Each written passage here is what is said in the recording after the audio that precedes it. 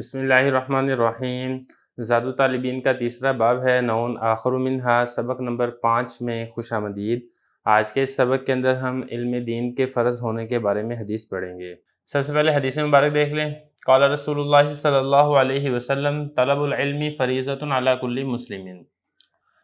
ترجمہ دیکھ لیں، علم کا طلب کرنا ہر مسلمان پر فرض ہے۔ حدیث مبارک ہو گئی ہے، ترجمہ ہو گیا ہے، اب چلتے ہیں اس کی لغوی صرفی تحقیق کی طرف۔ تو اس میں پہلا لفظ ہے طلب، طلب یطلب طلباً، باب اس کا نصرہ ینصر آتا ہے اور اس کا مطلب ہوتا ہے طلب کرنا، تلاش کرنا۔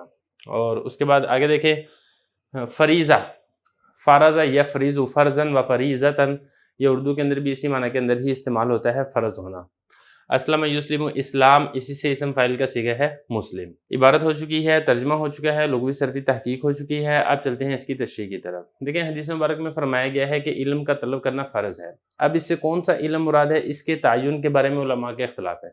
بعض علماء فرماتے ہیں کہ اس سے اتنا علم مراد ہے کہ جس کے بغیر آدمی نہ فرائض ادا کر سکے اور نہ ہی حرام سے بچ سکے۔ تو گویا کہ دو قسم کے علم ہیں، ایک تو وہ علم جس سے آپ فرض ادا کر سکیں، جیسے کہ مثال کے طور پہ نماز ادا کرنی فرض ہے، زکوٰۃ ادا کرنی فرض ہے، اسی طریقے سے روزے فرض ہیں، اسی طریقے سے حج فرض ہے۔ دوسرا وہ علم جس سے انسان حرام سے بچ سکے۔ ظاہر ہے جب تک آپ کو حرام کا علم ہی نہیں ہوگا کہ کون سی چیز اللہ تعالیٰ نے حرام کی ہے، کون سی چیز اللہ تعالیٰ نے حرام نہیں کی ہے، تب تک آپ حرام سے بچ بھی نہیں سکتے ہیں۔ تو اس لیے خلاصہ اس کے یہ نکلے گا کہ اس سے مراد ہے دین کا علم۔ تو دین کے علم سے ہی آپ کو فرائض کا علم ہوگا، دین کے علم سے ہی آپ کو حرام کا علم ہوگا، چنانچہ آپ فرائض کے اوپر عمل کر سکیں گے اور آپ حرام سے بچ سکیں گے۔ بعض علماء یہ بھی فرماتے ہیں کہ علم سے مراد وہ علم ہے جس کی انسان کو بالفور ضرورت ہو، فوراً کوئی کام کرنا ہے۔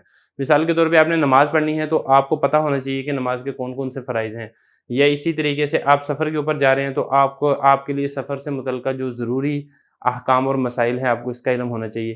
اگر آپ قربانی کرنے لگے ہیں تو آپ کو قربانی کے احکام و مسائل کا علم ہونا چاہیے۔ اگر آپ نکاح کرنے لگے ہیں تو نکاح کے آپ کو احکام و مسائل کا علم ہونا چاہیے۔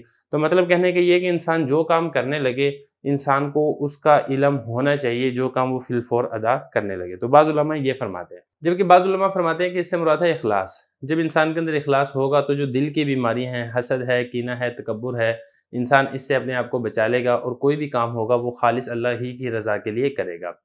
تو اس لیے اخلاص کا علم اور یہ جو دلی بیماریاں ہیں ان کا علم ہونا بھی بہت ضروری ہے، کیونکہ اگر یہ علم آپ کو حاصل نہیں ہوگا تو آپ کے اعمال صالحہ یہ فاسد اور خراب ہو جائیں گے۔ امام مالک رحمہ اللہ تعالیٰ نے اس حدیث کے بارے میں ارشاد فرمایا ہے کہ اتنا علم حاصل کرے کہ جس سے اپنے دین سے فائدہ اٹھا سکے، اتنا علم حاصل کرنا ہر ایک پر فرض اور ضروری ہے۔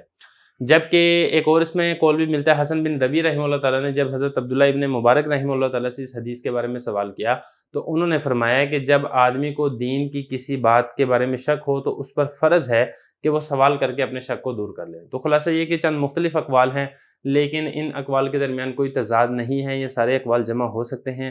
اگر ان ساری باتوں کا خلاصہ اور نچوڑ نکالا جائے تو اس کا نچوڑ اور خلاصہ یہ نکلے گا کہ اس سے مراد دین کا علم ہے، کہ دین کا علم، ضروری علم حاصل کرنا ہر مسلمان پر لازم اور ضروری ہے۔